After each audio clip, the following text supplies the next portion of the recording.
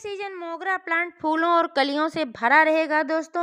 सिर्फ मार्च की स्टार्टिंग में करने होंगे कुछ आवश्यक कार्य और साथ में जड़ों में देना होगा एक ऐसा फर्टिलाइजर जो कि नाइट्रोजन, फास्फोरस, कैल्शियम, मैग्नीशियम और पोटेशियम से भरपूर हो।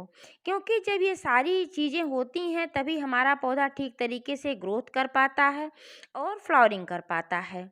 तो दोस्तों, ये कौन से ज़रूरी काम हैं जो कि मोगरा प्लांट पर मार्च की स्टार्टिंग में करने हैं और कौन सा फर्टिलाइज़र देना है, पौधे को रिपोर्ट कैसे करना है।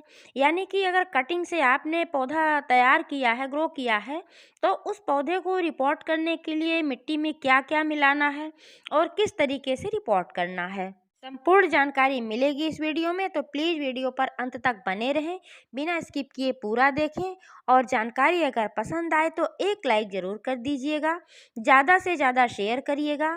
चैनल अभी नहीं सब्सक्राइब किया है तो ऐसे और वीडियोस देखने के लिए प्लीज़ चैनल को भी सब्सक्राइब कर लीजिएगा और बेल आइकन को प्रेस कर दीजिएगा ताकि सारे अपडेट्स आपको मिलते रहें। नमस्कार दोस्तों, स्वागत है मेरे YouTube channel gardening with Poonam में। मोगरा गर्मी पसंद पौधा है दोस्तों, तो अब गर्मी स्टार्ट हो गई है धीरे धीरे और अगर ठीक तरीके से आप अपने पौधे की देखभाल करते हैं तो इसमें कलियां बनना भी स्टार्ट हो जाएंगी।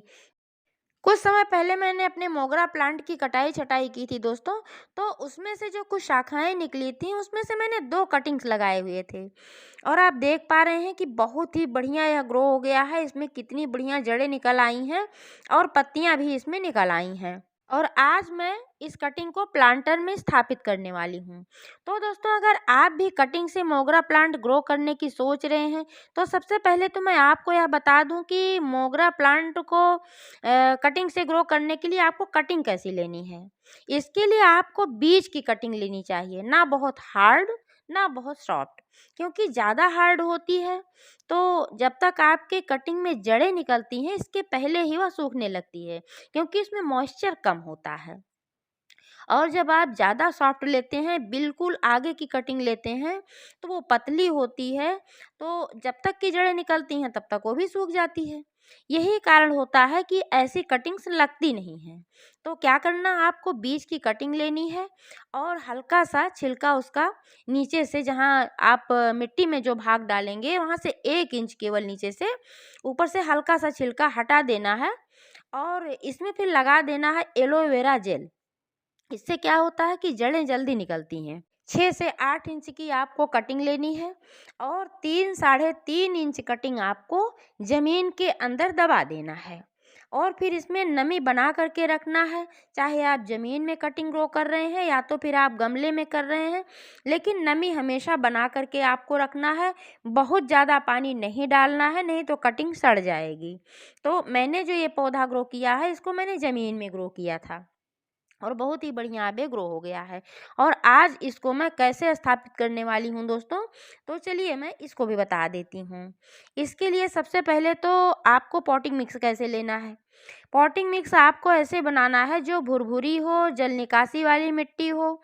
तो इसके लिए आपको लेना है 50% गार्डन सॉइल और इसमें मिलाना है 20% मोटी वाली रेत और 30% इसमें डाल देना है गोबर की सड़ी हुई खाद या आपको लेना है कंपोस्ट खाद। आप चाहें तो इसमें कोकोपीट भी मिला सकते हैं, क्योंकि जब कोकोपीट आप मिलाते हैं तो मिट्टी में जो होती है नमी को बना करके रखता है। कोकोपीट जो होता है पौधे में भी इसकी वजह से नमी बनी रहती है, तो पौधा आपका जल्दी सूखता नहीं है और बढ़िया हरा भरा बना रहता है। लेकिन अगर आपके पास कोकोपीट नहीं है तो कोई बात नहीं है। मैंने यहाँ पर जो आप देख पा रहे हैं मिट्टी, तो मैंने इसमें गोबर की कंपोस्ट और रेत मिला कर रेडी करके रखा हुआ है। लेकिन दोस्तों, इसमें मैं अभी 2-3 चीज़ें और मिलाने वाली हूँ जिससे कि यह मिट्टी और पावरफुल बन जाएगी। तो इसमें मैं क्या मिलाने वाली हूँ दोस्तों, सबसे पहले तो मैं इसमें मिलाऊंगी, ये आप जो देख पा रहे हैं पीली सरसों को मैंने पीस कर रखा हुआ है। पीली सरसों में नाइट्रोजन, मैग्नीशियम, सल्फर, जिंक और ऐसे ही बहुत सारे पोषक तत्व होते हैं जो कि हमारे पेड़ पौधों के लिए बहुत ही अच्छे होते हैं।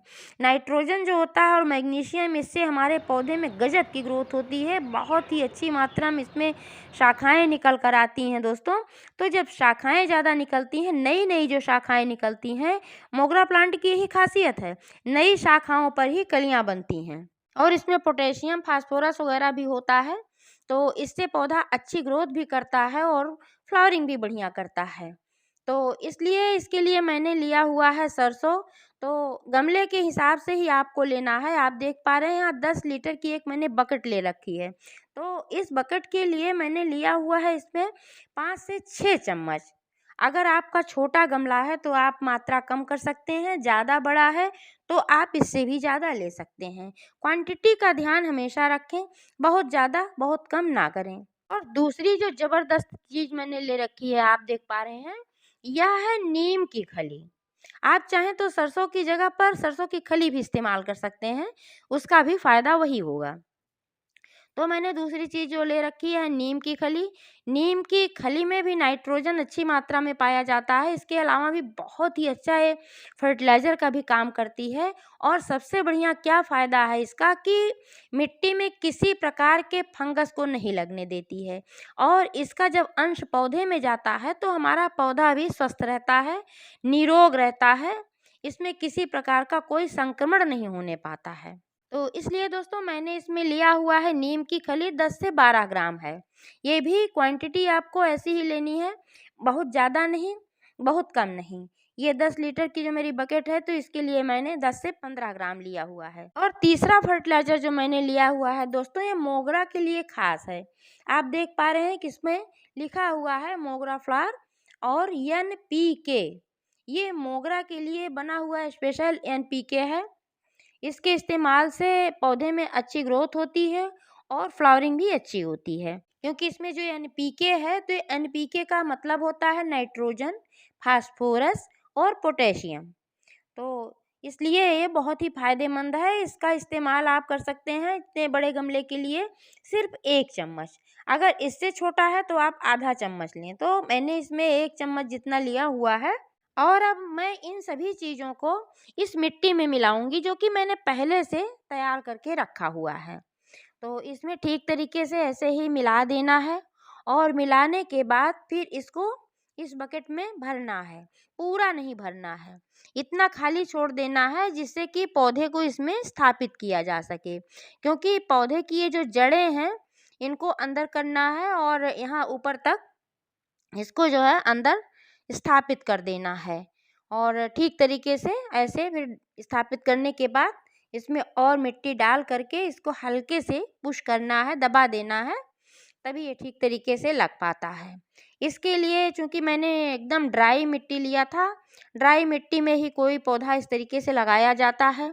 तो ड्राई मिट्टी मैंने लिया हुआ था। अब इसको लगाने के बाद दोस्तों इसमें देना है खूब गहराई से पानी, क्योंकि नीचे तक यह एकदम ड्राई है। तो आप देख पा रहे हैं कि ऐसे ही इसमें खूब गहराई से मैंने पानी दे दिया है। इसमें आप देख पा रहे हैं कि ऊपर तक पानी है। तो अभी ये पानी धीरे धीरे सोखता हुआ नीचे चला जाएगा और फिर इसमें जलभराव नहीं रहेगा। आपको मैं जानकारी के लिए बता दूं कि इतना पानी इसमें अभी है, लेकिन ये मात्र 5 मिनट के अंदर अभी सब पानी सोख लेगा। आपको ये नहीं सोचना है कि मैंने ऐसे पानी डाला है तो ऐसे ही पानी रहेगा और आपको भी ऐसे ही पानी डालना है, बिल्कुल नहीं। इतना पानी अगर रहेगा गमले में तो पौधे की जड़ें निश्चित रूप से सड़ जाएंगी। अभी ये जब पानी सोख लेगा तो मिट्टी में सिर्फ नमी बरकरार रहेगी और पानी इसमें भरा नहीं रहेगा। और हमेशा मिट्टी को चेक करते रहना है, क्योंकि अभी नया नया पौधा इसमें स्थापित हुआ है। तो अगर कहीं चूक हो गई, पानी नहीं डाला गया या फिर पानी ज़्यादा हो गया तो पौधा स्थापित नहीं हो पाएगा। अब इस मोगरा सन लविंग प्लांट है दोस्तों। तो आप अपने मोगरा प्लांट को ऐसे स्थान पर रखें जहाँ पर सुबह शाम की पर्याप्त धूप आती हो। दोपहर की धूप से थोड़ा बचाएं, किसी सेमी शेडो वाले स्थान पर रखें या ग्रीन नेट का इस्तेमाल करें।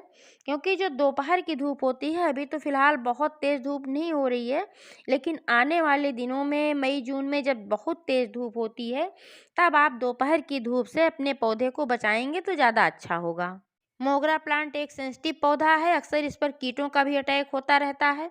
तो कीटों से रक्षा के लिए आप समय समय पर नीम ऑयल का इस्तेमाल कर सकते हैं। नीम की पत्तियों से बना हुआ कीटनाशक इस्तेमाल कर सकते हैं, इससे आपका पौधा स्वस्थ रहेगा। तो दोस्तों, जानकारी कैसी लगी कमेंट करके अवश्य बताइएगा। पूरा वीडियो देखने के लिए बहुत बहुत धन्यवाद।